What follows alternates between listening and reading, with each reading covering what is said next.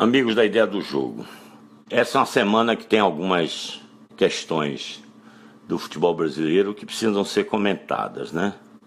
É claro que muita gente ouve falar, mas não conhece nos detalhes o que significa a Lei 13.155, mais conhecida como Lei do Profut.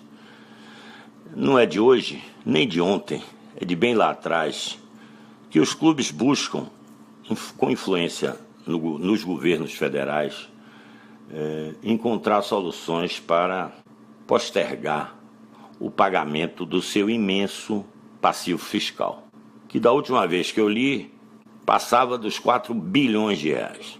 E durante esses anos todos que eu estou no futebol, eu vi várias vezes movimentos nessa direção. O primeiro foi o Refis número 1, né, que foi feito para toda a classe empresarial brasileira, devedora. E os clubes de futebol foram, embora não sejam empresas, e na época não existia nenhuma empresa de futebol, são todas associações sem fins lucrativos, eles foram considerados no texto de lei.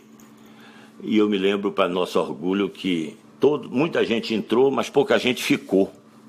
E no Refis 1 só sobrou o Vitória.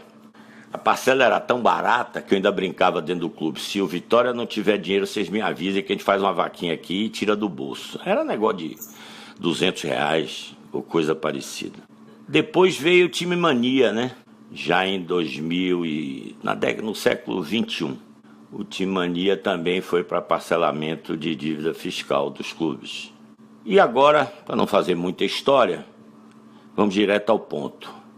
Surgiu um movimento porque a ex-presidente Dilma tinha tomado uma decisão em função da crise de caixa do seu governo de mandar executar todos os débitos fiscais dos clubes de futebol brasileiro. E aí foi um corre-corre danado e surgiu então a lei do Profut. E essa lei estabelecia, imagine, hoje as empresas brasileiras, se quiser parcelar seu débito fiscal, o máximo são 5 anos, 60 meses. Os clubes brasileiros conseguiram 20 anos, 240 meses. E lógico, o governo, que é um ente político, resolveu, dentro da lei, criar contrapartidas, obrigações dos clubes para poder se beneficiar dessa lei. E como o futebol brasileiro vive essas ondas de modernização, de inovação, né, os legisladores dessa lei resolveram colocar uma obrigação, vamos dizer assim, técnica, administrativa, que os clubes teriam que apresentar o CND, porque quando você parcela a dívida, você obtém o CND, que é a certidão negativa de débitos. E, consequentemente, os clubes estariam livres de algumas exigências limitantes para a própria atividade das associações esportivas. E a mais importante delas é o rebaixamento dos clubes que não tivessem dias com suas obrigações, ou seja, que não tivesse com o CND disponível para análise dos fiscais da Receita Federal. E aí, mais uma vez, a CBF, que na época defendeu o Profut, ela agora resolve ir de encontro ao Profut. E quer saber mais? Eu não sou advogado, mas me orientei com alguns advogados especializados na área, e o que eles me dizem é que realmente a forma de cobrança é agressiva e vai de encontro à lei que já existe para cobrança de passivos fiscais para toda a atividade econômica brasileira. E criaram uma lei especial. E parece que essa ação de constitucionalidade, que gerou uma liminar dada pelo recente juiz do STF, é absolutamente inconstitucional e a tendência é que o Pleno deva ratificar a decisão monocrática do STF. Mas o que nos chama a atenção, é essa posição parcial da CBF, né? Ela, quando percebeu que não tinha como resolver as questões dos passivos dos clubes, e principalmente os clubes de Série B e Série C. Por quê? Porque são clubes que estão suas receitas congeladas com a parcimônia da própria CBF. Então, por exemplo, os contratos de televisão da Série B estão já contratados, os serviços de transmissão já estão contratados até 2022. E os valores são infinitamente menores que os da Série A. É claro que tem que ser menores. Mas eu tenho certeza que não tem um clube da Série B que saiba quanto recebe de pay-per-view. Eu duvido que os clubes de Série B tenham cópia dos contratos. Então, é uma cadeia produtiva isso, né? Se os clubes não geram caixa, como pagar seus débitos? E na Série B e Série C, embora as dívidas sejam menores, mas as receitas são infinitamente menores. E, consequentemente, se essas obrigações que estão na lei do Profut forem cumpridas à risca, porque a decisão foi apenas liminar, muitos clubes para o ano não disputarão o campeonato da Série B nem da Série C. E não acredito que tenha na Série A clubes inadimplentes. Por quê?